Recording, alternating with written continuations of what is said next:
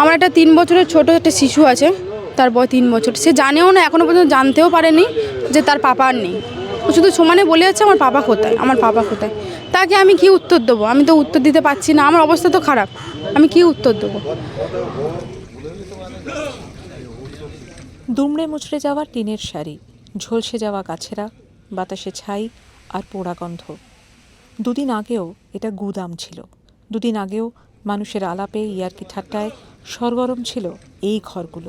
আমার husband phone করে 3টে বাজে, তখন ফোন করে বলছে, উনিও হয়তো আমাকে বাবাই বলে ডাকে, ও আমাকে ফোন করে বলছে কি যে বাবাই আমি আর বাঁচবো না, ওখানে আগুন ধরে গেছে, আমাকে বাঁচাও, এইটুকুনি বলেছে। তারপরে ফোন কেটে গেছে, একাই হয়তো কেটে গেছে যেহেতু আগুন ধরছে। তারপরে হচ্ছে গিয়ে আবার আমি ফোন করেছি ঘুরিয়ে, ও আমাকে বলছে আর 5 মিনিট, আর 5 মিনিট পর আমি শেষ, আর তোমাদের কাছে যাবো না, যেতে পারবো না, আমি শেষ। ওইটুকুনি কথা বলে ফোন ওই যে সুইচ অফ হয়েছে। এখন আমি আর বারবার ফোন করেই যাচ্ছি, সুইচ অফ। মৌসুমী হালদারের স্বামী পঙ্কজ 7 বছর ধরে মোমো সংস্থার গুদামে কাজ করতেন। লোডিং আনলোডিংয়ের নাইট ডিউটি। পুড়ে যাওয়া গুদাম থেকে 3 জনের খাক হয়ে যাওয়া কঙ্কালসার দেহ বার হয়েছে। পঙ্কজকে আলাদা করে চেনার উপায় নেই। নিজের স্বামীকে চিনতে মৌসুমীকে অপেক্ষা করতে হবে ডিএনএ পরীক্ষার জন্য।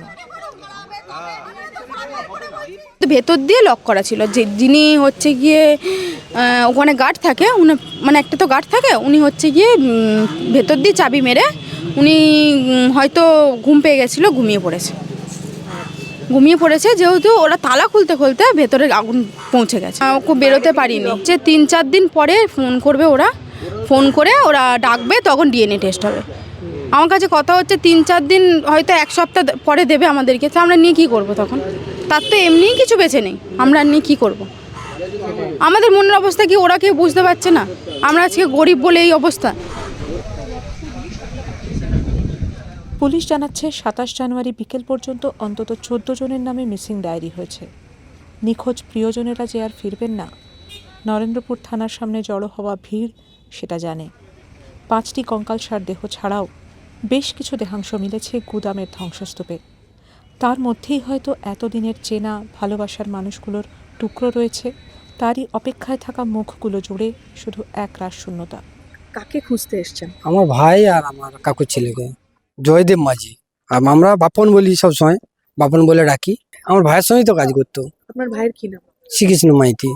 দুজনেরই কারোর কোনো খোঁজ? না না, কোনো খোঁজ খবর পাইনি। আর পুলিশরা যে সব বডি ফডি বার করছে, আমাদেরকে দেখতে দেয়নি।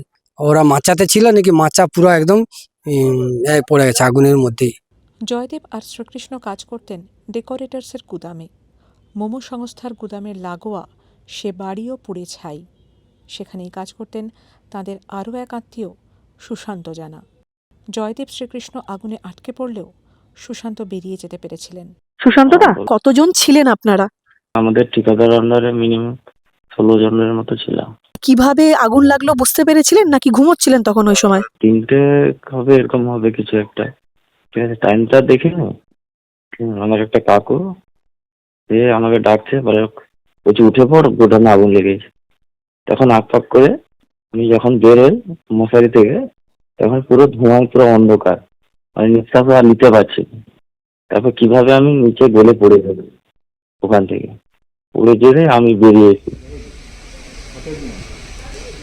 কিভাবে আগুন লাগলো, কিভাবে এত মানুষ পুড়ে মারা গেলেন, তদন্ত চলবে। গুদামের মালিক নাকি প্রশাসন, দায় নিয়ে চুলচেরা হিসেব নিকেশ চলবে। ভোটের বাংলায় রাজনীতি চলবে, কিন্তু পেটের দায় গুদামে রাত কাটানো মানুষগুলোর আর বাড়ি ফেরা হবে না। অপেক্ষা শেষ হবে না বেশ কিছু পরিবারের।